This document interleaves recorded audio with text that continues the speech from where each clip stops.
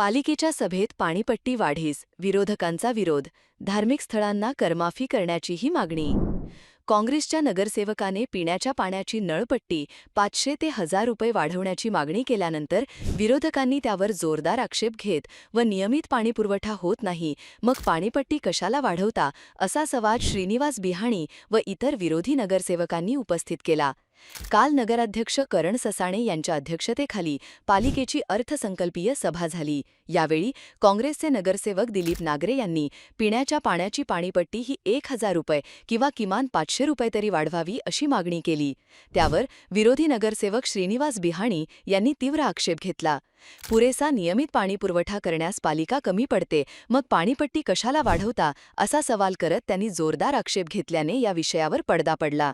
शहरातील संत नामदेव महाराज मंदिराला 33,000 रुपये एवढी घरपट्टी आली.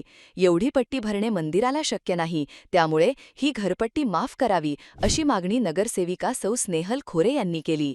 तोच मुद्दा पकडत श्रीनिवास बिहाणी यांनी श्रीरामपूर शहरातील सर्वच धार्मिक स्थळांची घरपट्टी ही माफ करण्यात यावी, कारण धार्मिक स्थळांना एवढा कर भरणे शक्य नाही, त्यांना उत्पन्नाचे कोणतेही साधन नाही, असे त्यांनी स्पष्ट केले.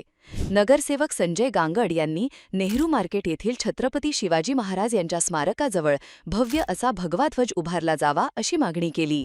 शिवजयंती निधीच्या तरतुदीस पालिकेचा नकार.